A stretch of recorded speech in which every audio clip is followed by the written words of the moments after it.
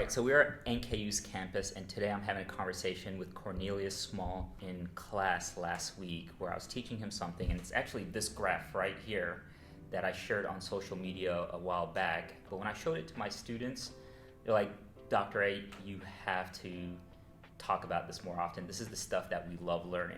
So today I have Cornelius here with me, and we're going to do a tutorial on how to create animated graphs. But before I do that, I wanted to add Cornelius to this video so he could tell us from a student perspective what was so valuable about learning about this graph. So sometimes in college, learning can feel like it's taking a really long time. You learn all these building blocks, you go to class and talk about fundamentals and basic concepts, and sometimes you kind of lose sight of the fact that all of this is kind of pushing towards a larger goal. And with Dr. A in class last week, I had one of those moments where this is something that I know I can use the rest of my life. I have a skill I didn't have before, and there was something that wasn't there before, to use that Beauty and the Beast song lyric, and it blew my mind. Graph animation, something I've never really heard of before, I never had any experience with. So learning how to take data and turn it into something easily digestible, easily shareable was extremely exciting, and made a LinkedIn post about it, tagged him, and that led to this conversation that we're having right now. So You call it a what moment? a 10 out of 10 moment. It was a 10 out of 10 moment. I showed him my fingers during class just to try to communicate that. It was one of those moments in higher education. You're like, this is why I'm here. Yeah. This is why I came to college. I'm a senior at NKU. I'm studying economics and international business.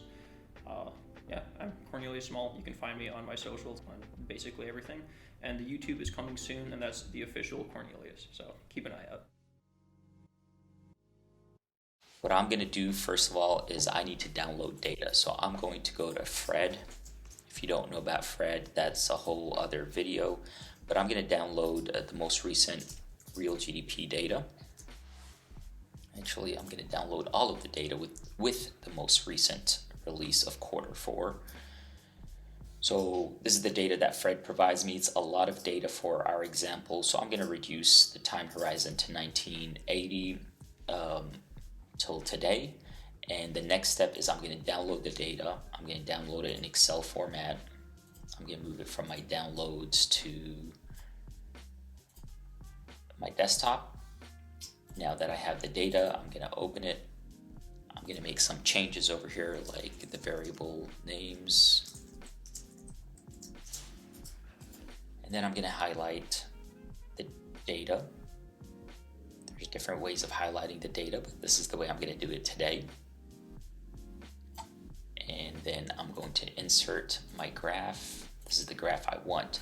The problem here is this graph is generic Excel defaults. I want to change this to, and I highly recommend if you're working Excel and you're repeating the same formatting on graphs often, to have your own template. Here is my template, the Dr. A chart template. Here it is. My time horizon on the template is a little bit too long, so I'm going to format my axes, and I'm going to change this to, here we go. We've got our data. It has my fonts, my colors, exactly the way I like it. The next thing I'm going to do is I'm going to open up PowerPoint, a blank presentation.